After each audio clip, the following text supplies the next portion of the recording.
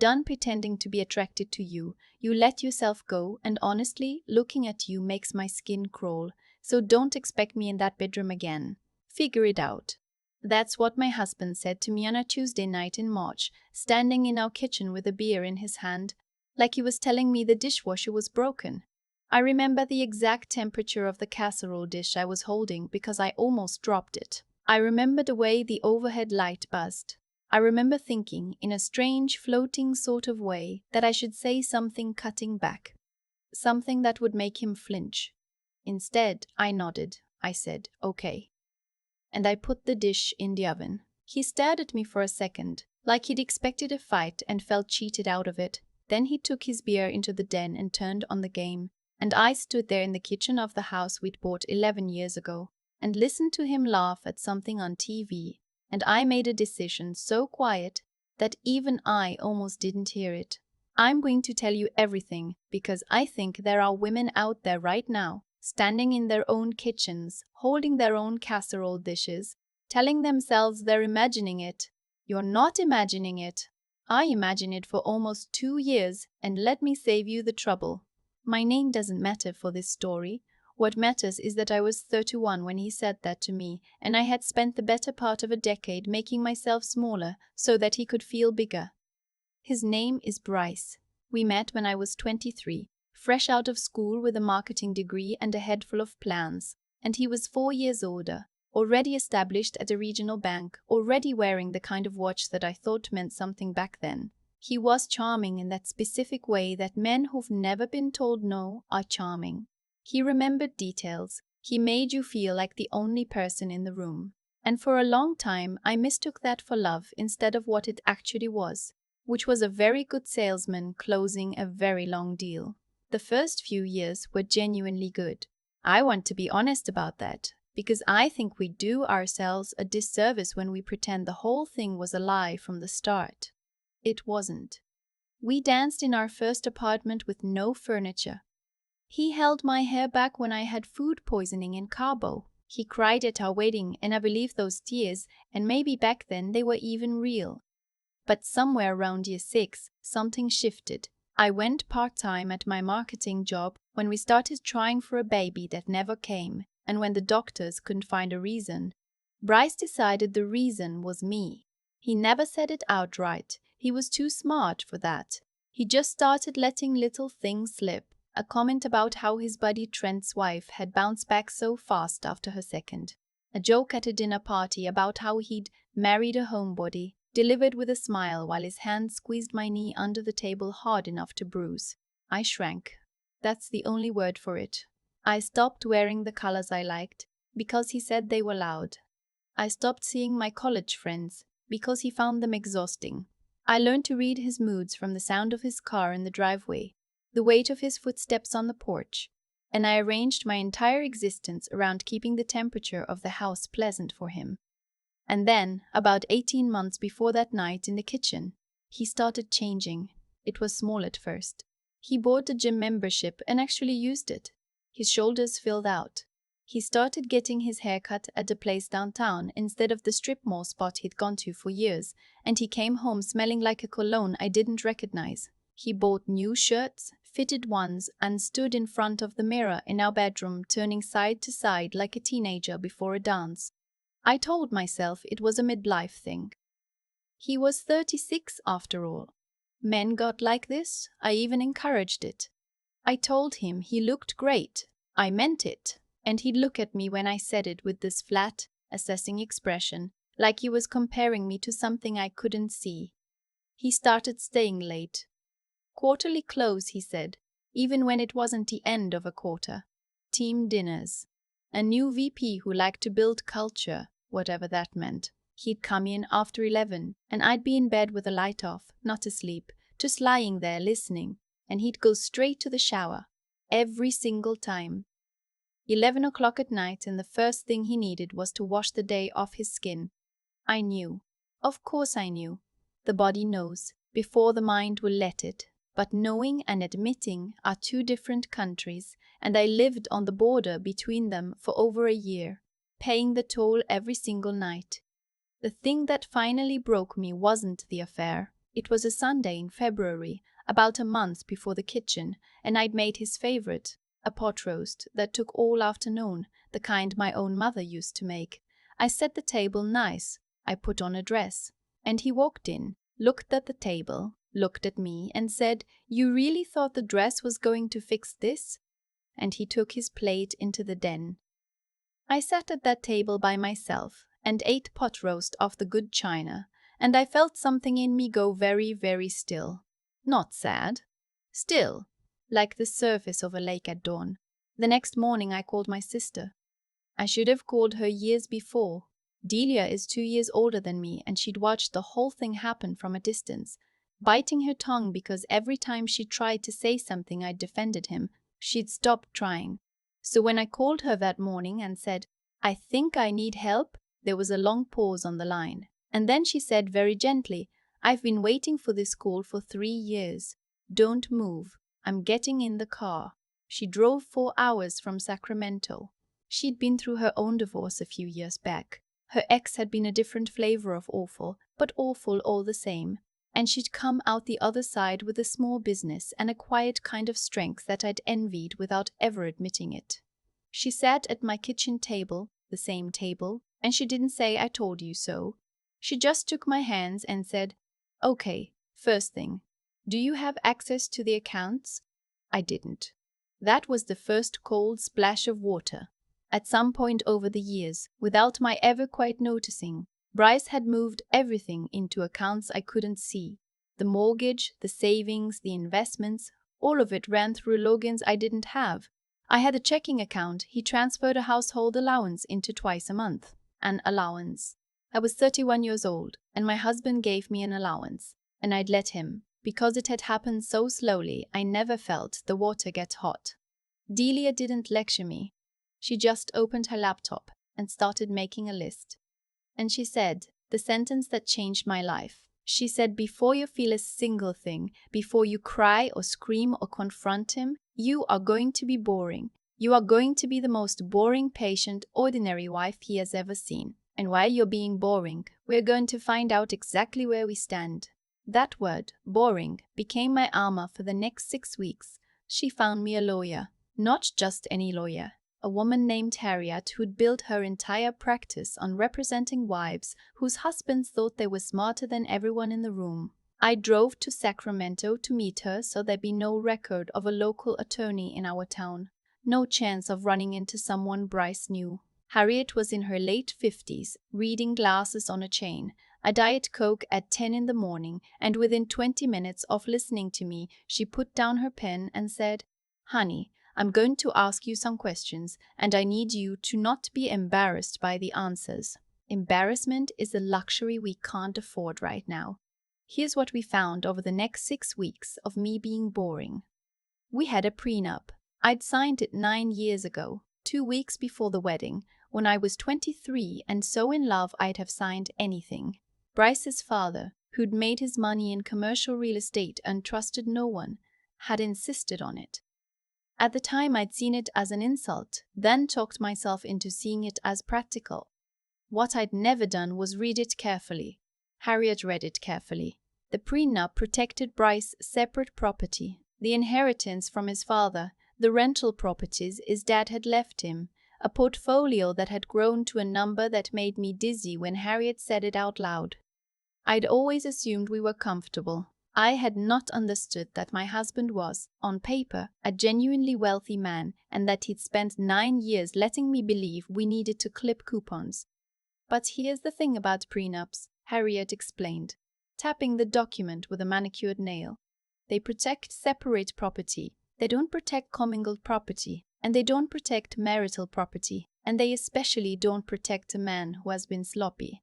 And Bryce, it turned out, had been very, very sloppy. 3 years into the marriage, flush with confidence, he'd used marital funds, money he'd earned during the marriage, which was ours, not separate, to renovate 2 of the rental properties. He'd done it to increase their value, which it did, dramatically. By commingling marital money into his separate assets and never documenting it, never keeping it clean, he had handed me a claim on the appreciation of those properties that Harriet estimated was worth more than the house we lived in. He'd also, 2 years ago, put my name on the deed of a vacation condo in Tahoe as an anniversary gift. A grand romantic gesture, back when he still bothered with gestures. I'd thanked him and never thought about it again. Harriet thought about it a great deal. He put your name on it, she said, smiling for the first time.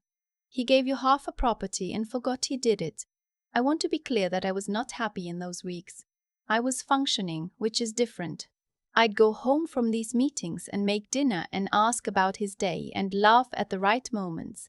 And he'd never once look up from his phone long enough to notice that his wife had stopped looking at him the way she used to. The boring was working. He thought I was beaten. He thought I'd accepted the new arrangement, the separate bedrooms, the cold dinners, the nights he didn't come home at all. What I was actually doing was photographing documents. I'd find his tax returns in the home office while he was at the gym. I'd photograph statements that came in the mail before he got home. Harriet had given me a list, and I worked the list like a job, methodical and quiet, my heart pounding every time I heard a car that might be his. I found out the other woman's name by accident. Her name is in his phone as Reese, work. And one Saturday, while he was in the shower, his phone lit up on the nightstand with a message I wasn't supposed to see, and the preview was enough. She was 26. She worked in his department. And the message made it very clear that whatever this was, it had been going on for well over a year, and that she believed certain promises had been made about a future the two of them were going to have once he handled things. I was the thing to be handled. I sat on the edge of the bed and read those words, and I waited to feel devastated, and instead I felt something almost like relief. Because now I had a name, and a name meant Harriet had more to work with. It turned out Reese reported to Bryce. Directly. He was her manager. And his bank, like most banks, had a very specific policy about managers who slept with their direct reports. I didn't know that yet. Harriet did. We filed on a Thursday. I'd spent 6 weeks being boring, and on the morning we filed, I drove Bryce's mother to her cardiologist appointment because she'd asked and because I was still being boring, and she spent the entire drive telling me that marriage was about sacrifice and that I needed to try harder to keep her son happy, that a man strays when a woman stops making an effort. I held the wheel at 10 and 2 and I said, "You're right, I'll try harder." And I dropped her at the door, and then I drove to a notary and signed the last of the paperwork that ended her son's comfortable little world. He was served at the office. That was Harriet's idea, and it was a strategic one. He was served at the bank, in front of his colleagues on a Thursday afternoon, by a process server who'd been instructed to be polite and unmistakable. And within the hour, the human resources department of his bank had a copy of a divorce filing that named his subordinate as the person with whom he'd been conducting an affair. I didn't see his face. I've imagined it 1,000 times. He came home that night for the first time in 2 weeks, and he was not the man who'd told me I made his skin crawl. He was gray. He was shaking. He stood in the kitchen, always the kitchen. That room had seen everything. And he held the papers and he said, "What did you do? What the hell did you do?" And I want to tell you that I delivered some perfect, withering speech. I didn't. Harriet had drilled this into me: you say nothing. You sign nothing. You refer everything to your attorney. So I looked at the man I'd married, the man I'd shrunk myself into a corner for, and I said the only thing I'd rehearsed. I said, "You need to talk to my lawyer. Her card is on the counter." And I went upstairs and I locked the bedroom door and I sat on the floor with my back against it and I finally cried. But here is the part I want you to understand. I didn't cry because I was sad about him. I cried because I was grieving the 9 years. I was grieving the girl who danced in an empty apartment. I was grieving every dinner I'd cooked for a man who took it into another room. It moved fast after that, because Harriet had built the case before he even knew there was a case. The bank's investigation into his relationship with Reese cost him the promotion he'd been angling for. The one he told Reese was a sure thing. Workplace policy violations don't usually get you fired outright when you're a top performer. But they end your ascent, and for a man like Bryce, a ceiling was a kind of death. Reese, for her part, transferred to another branch and then, I heard later, left the bank entirely. The future he'd promised her evaporated the moment his career stalled. And a man whose career has stalled is a very different prospect than a rising VP. She was gone within 4 months. I felt no satisfaction about her. She was 26 and someone's manager had told her a beautiful lie. I'd been that girl once. The financial settlement took 8 months and most of it happened in rooms I never sat in, between lawyers who spoke a language of leverage. The commingled funds in the rental renovations gave me a claim worth more than I'd ever imagined having. The Tahoe condo, the one with my name on the deed he'd forgotten about, became mine outright. And the prenup that was supposed to leave me with the contents of a checking account he controlled, that prenup, it turned out, protected far less than he'd assumed, because the man had been too arrogant to keep his money clean. I walked away with the Tahoe condo, a settlement that let me start over without ever asking anyone for an allowance again, and the marketing career I'd let him talk me out of. I went back full-time. Within 2 years I was running my own small consulting practice out of an office that overlooks the water in Tahoe, where I live now, in the condo he gave me and forgot about. Bryce, last I heard, sold the house and moved into one of the rental units his father had left him. The promotion never came. The new VP, who liked to build culture, it turned out, did not like managers who created HR liabilities. He's still at the bank, 4 years later, in the same role, watching younger people pass him by. His mother called me about a year after the divorce. I almost didn't pick up. When I did, she didn't apologize. People like her never do, but she said, in a small voice, "He's not doing well. I thought you should know."